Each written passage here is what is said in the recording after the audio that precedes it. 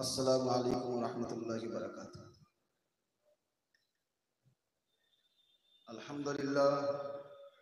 अल्हम्दुलिल्लाहिल्लज़ी हदाना सिवाअ त्तरीक़ व जअला लना तौफ़ीक़ा खैरर रफ़ीक़ वस्सलातु वस्सलामु अला मन अरसलहु हुदा हुवा बिल इहतिदाई अम्मा बअद फ़अऊज़ु बिल्लाहि मिनश शैतानिर रजीम बिस्मिल्लाहिर रहमानिर रहीम वमा अरसलनाका इल्ला रहमतल लिल आलमीन।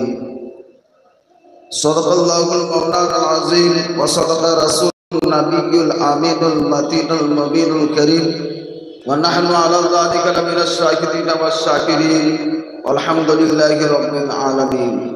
इन्नल्लाहा व मलाइकतहु युसल्लूना अलन नबी या अय्युहल्लज़ीना आमनू सल्लू अलैहि व सल्लिमू तस्लीमा।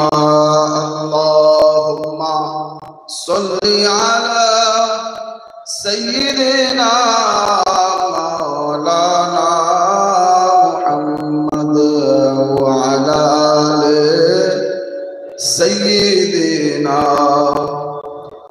मौलाना मुहम्मद। मुअज़्ज़ज़ মহান রব্বুল আলামিনের নিকটে অশেষ শুকরিয়া আদায় করি যে আজকের এই মহানবী বিশ্বকুল সর্দার জনাবে মুহাম্মদুর রাসূলুল্লাহ সাল্লাল্লাহু আলাইহি ওয়াসাল্লামের পবিত্র জন্মদিবস উপলক্ষে আয়োজিত মঞ্চে উপস্থিত হওয়ার সৌভাগ্য দান করেছেন। তাই সকলে একবার বলুন আলহামদুলিল্লাহি রাব্বিল আলামিন। ব্রাদার, আমি আপনাদের সম্মুখে পবিত্র কোরআন সূরা আল আম্বিয়া 107 নম্বর আয়াত তেলাওয়াত করেছি। মহান রব্বুল আলামিন ঘোষণা করেছেন ওয়ামা আরসালনাকা ইল্লা রাহমাতাল লিল আলামিন। হে নবী, আপনাকে সারা জগতের জন্য রহমত করেই পাঠিয়েছি। সুবহানাল্লাহ। মহান আল্লাহ রব্বুল আলামিন নবীজি সাল্লাল্লাহু আলাইহি ওয়াসাল্লামকে আল্লাহ পাক রহমত বানিয়েই পাঠিয়েছেন। কারণ নবী সাল্লাল্লাহু আলাইহি ওয়াসাল্লাম কে আল্লাহ রাব্বুল আলামিন যখন সৃষ্টি করেছেন ওই সৃষ্টি করাতেই রহস্য রয়েছে। কারণ আল্লাহ পাক হাদিসে কুদসির মধ্যে যা উল্লেখ রয়েছে, যদি নবীকে সৃষ্টি না করতেন মহান আল্লাহ নিজে যে রব, নিজে যে প্রতিপালক, নিজে যে খোদা, এটাকেও তিনি প্রকাশ করতেন না, গোপনেই রেখে দিতেন। এই জন্য এক কথায় বোঝা যায়, আর আমরা বুঝি, অজনসিয়তেও শুনে আছি যে আল্লাহ রাসূল সাল্লাল্লাহু আলাইহি ওয়াসাল্লামকে মহান রব্বুল আলামিন সারা জগতের জন্য রহমত করেই প্রেরণ করেছেন।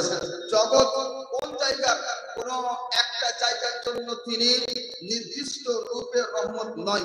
কোন একটা এলাকার জন্য নির্দিষ্ট ভাবে তিনি রহমত নন, কোন একটা দেশের জন্য নির্দিষ্ট ভাবে তিনি রহমত নন।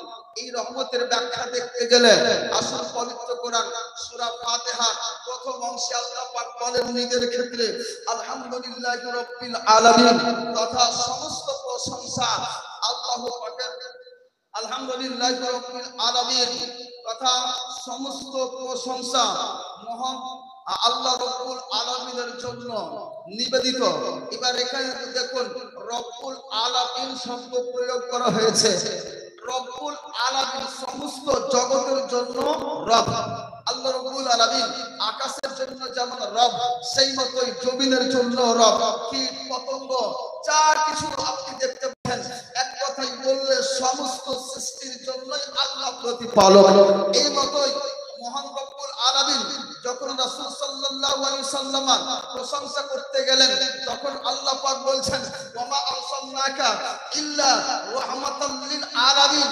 হে নবী, আপনাকে আমি সারা জগতের জন্য রহমত বানিয়েই পাঠিয়েছি।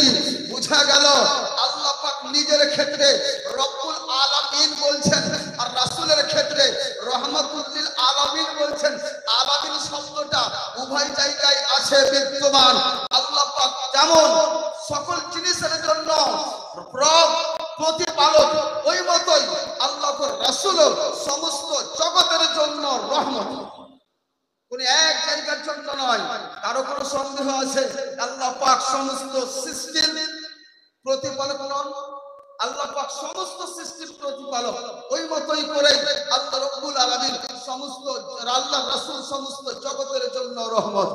এখানে এবার দেখুন আল্লাহ রাসূল সাল্লাল্লাহু আলাইহি সাল্লাম যখন রহমত হলেন, তাহলে এই রহমতের জন্য একটা জিনিস প্রথমত জরুরি কি, রহমত যার জন্য হবে ওর অপেক্ষা উত্তম হবে সেই ব্যক্তি, কারণ এটা হবে মুহতাজ আর এটা হবে মুহতাজ ইলাইহি। তার মানে কি, যে যার মুখাপেক্ষী হয় ও হচ্ছে তার চাইতে উত্তম। উদাহরণস্বরূপ যদি আপনাকে বলি যে আজকে একজন যায়েদ নাম রাখা হলো, এই যায়েদটা বাকারের মুখাপেক্ষী, তাহলে যায়েদ থেকে বাকার উত্তম হবে। আল্লাহ রাসূল আল্লাহ রব্বুল আলামিন যেহেতু বলছেন সারা জগতের জন্য নবী আপনাকে রহমত বানিয়ে পাঠিয়েছি, বুঝা গেল সারা জগৎ রাসূলের মুখাপেক্ষী। আর এই সারা জগৎ রাসূলের যেহেতু মুখাপেক্ষী, সেহেতু আপনাকে বুঝতে হবে যে আল্লাহ রাসূল সমস্ত জগৎ অপেক্ষা উত্তম। কারণ যে যার মুখাপেক্ষী হয় ওর চাইতে ও উত্তম হয়, মানে মুহতাজ ইলাইহি যেটা বলি এটা হচ্ছে উত্তম। তো সমস্ত সৃষ্টি অপেক্ষা আল্লাহ রাসূল সাল্লাল্লাহু আলাইহি ওয়াসাল্লাম উত্তম। এবার একটা জিনিস আরো লক্ষ্য করা যায়, আল্লাহ রাসূল যেহেতু রহমত মানে সাহায্যকারী, রহমত মানে এখানে বোঝা হয়েছে সাহায্যকারী, মানে রহমত একটা মাসদার। এই মাসদারের দুটো মানা নেওয়া হয়, একটা হয় ইসমে মাফউল অথবা ইসমে ফাইল। আলিম সম্প্রদায় এগুলো আলোচনা বুঝবেন। এখানে ইসমে ফাইল অর্থ নেওয়া হচ্ছে, যার অর্থ হচ্ছে রাহিম তথা রহম করনে ওয়ালা তথা সাহায্যকারী, অনুগ্রহকারী। আল্লাহ রাসূল সাল্লাল্লাহু আলাইহি সাল্লামকে আল্লাহ পাক সারা জগতের জন্য যেহেতু দয়াশীল বানিয়ে পাঠিয়েছেন, সাহায্যকারী হিসেবে পাঠিয়েছেন, রাহিম হিসেবে পাঠিয়েছেন, দয়াকারী হিসেবে পাঠিয়েছেন, সেহেতু আল্লাহ রাসূল সাল্লাল্লাহু আলাইহি সাল্লামের কাছে চারটা জিনিস খুব জরুরি মানতেই হবে। কারণ এই চারটা জিনিস যদি না হয় তাহলে কেউ রহমকারী সাহায্যকারী হতে পারে না। প্রথম জিনিস কি, ওই ব্যক্তিকে জীবিত হতে হবে।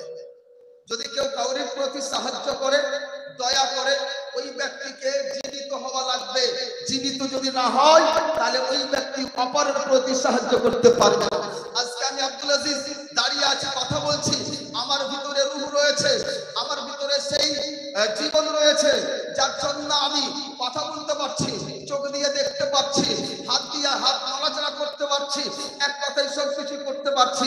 এই জন্য যদি আমি অপর কোনো ব্যক্তির সাহায্য করি করতে পারবো, কিন্তু যদি ভিতর থেকে আত্মাটা বের করে নেওয়া হয়, ভিতরে যদি আমার সেই জীবন না থাকে, আমি হাত নড়াতে পারবো না, চোখ মুখ নড়াতে পারবো না, আমার এই শারীরিক দিক দিয়ে অপরের কোন রকমের সহযোগিতা সম্ভব হতে পারে না। এই জন্য ব্রাদারিটা মেনে নিতে হবে। এক নম্বর জিনিস কি, যে ব্যক্তি সাহায্যকারী হবেন, যে ব্যক্তি দয়াকারী হবেন, যে ব্যক্তি রহমকারী হবেন, ওই ব্যক্তিকে জীবিত হওয়া মাস্ট লাগবে। দ্বিতীয় নম্বর, জীবিত হওয়ার সাথে সাথে আবার ক্ষমতাবান হতে হবে। যদি ক্ষমতাবান না হয়, যদি তার ভিতরে ক্ষমতা না থাকে, তাহলে এই ব্যক্তিও সাহায্য করতে পারবে না। ক্ষমতাবান লাগবে। এখন ধরুন আপনাকে একটা পুলিশ ধরে নিয়ে চলে যাচ্ছে, আমি আব্দুল আজিজ আমার খুব কাছের বন্ধু, কিন্তু আমি দাঁড়িয়ে দাঁড়িয়ে দেখছি আমার ক্ষমতা নাই, এই পুলিশের হাত থেকে আপনাকে ছুটিয়ে নেব, আমার ক্ষমতা নাই, নিয়ে যাচ্ছে দেখছি, দুঃখিত আছি, কিন্তু আমার সেই ক্ষমতাটা হচ্ছে না যে আপনাকে ছুটিয়ে নিই, কারণ আমার অপেক্ষা ওই পুলিশের ক্ষমতা বেশি বলে আমার কাছ থেকে আপনাকে ছাঁচিয়ে টেনে নিয়ে চলে গেল।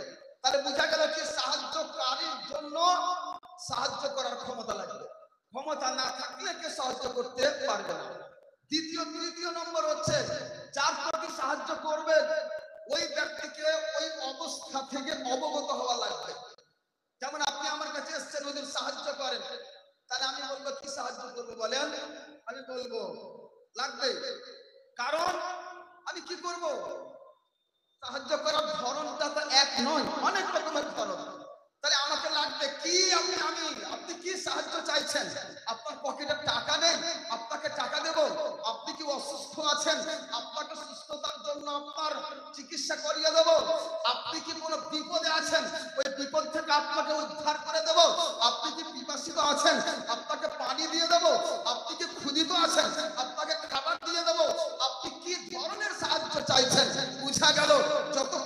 পর্যন্ত আপনার প্রয়োজনটা আমি না জানতে পেরেছি, আপনার প্রতি সহযোগিতা আমি করতে পারি না। কারণ আপনি ক্ষুধিত আর আমি আপনাকে জল দিচ্ছি, তা চলবে না। আপনি হচ্ছেন অসুস্থ, কিছু খেতে পারছেন না, আর আপনার সামনে আমি বিরিয়ানি এনে রেখে দিয়েছি, হবে কি? তা হবে না। তাহলে বোঝা গেল যে ব্যক্তির প্রতি সাহায্য করতে হবে, ওই ব্যক্তির সম্পর্কে যে ব্যক্তি সাহায্যকারী হবেন তাকে অবগত হওয়া লাগবে।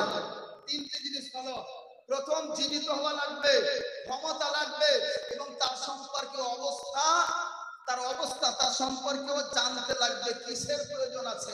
তৃতীয় নম্বর, ওই ব্যক্তিকে উপস্থিত হওয়াও লাগবে। বলেন সুবহানাল্লাহ। উপস্থিত না থাকলে সহযোগিতা করা সম্ভবপর নয়। এখন ধরুন আমার বাড়িতে হয়তো কেউ অসুস্থ হয়ে গেছে, আমি কালিয়াচকের মাটিতে আছি, আমি কি করে সাহায্য পারবো?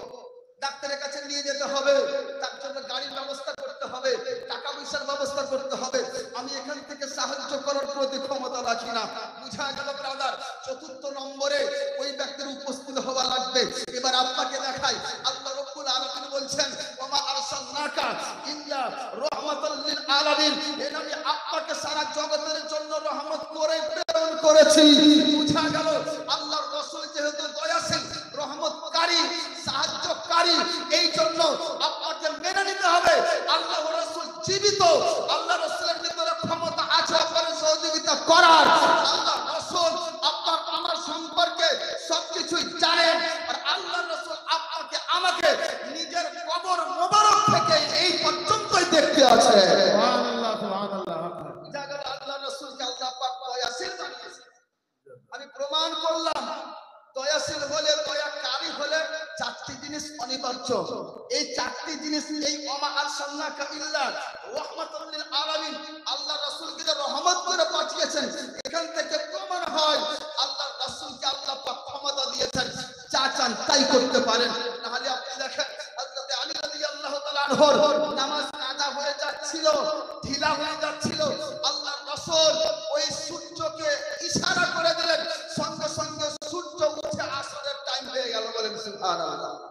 ক্ষমতা আল্লাহ রাসূলকে দিয়েছেন, সাহায্য করতে পারলেন। আল্লাহ রাসূল মক্কার জমিনে থেকে আকাশে ইশারা করে দিলেন, চাঁদ দুই টুকরো হয়ে গেল। আল্লাহ রাসূলকে সেই ক্ষমতা মিলে দিয়েছেন। এই মতই আল্লাহ রাসূল সাল্লাল্লাহু তাআলা আলাইহি ওয়াসাল্লাম উপস্থিত। আজকে আমরা এই সারা বিশ্বে যা কিছু হচ্ছে সমস্ত জিনিস আল্লাহ রাসূল সাল্লাল্লাহু আলাইহি ওয়াসাল্লাম এমন ভাবে দেখছেন, আনা আনজুরু কাফি, যেমন আমরা নিজের হাত এই দেখছি, হাতের তালাটা দেখছি, হাতের তালু দেখছি, এইরকম করে আল্লাহ রাসূল দেখছেন। বুঝা গেল ব্রাদার? আর লম্বা না করে আমি এখান থেকে নিজে বক্তব্য দিতে বললাম। ওয়া আখিরু দাওয়ানা আলহামদুলিল্লাহি রাব্বিল আলামিন। আসসালামু আলাইকুম ওয়া রাহমাতুল্লাহ।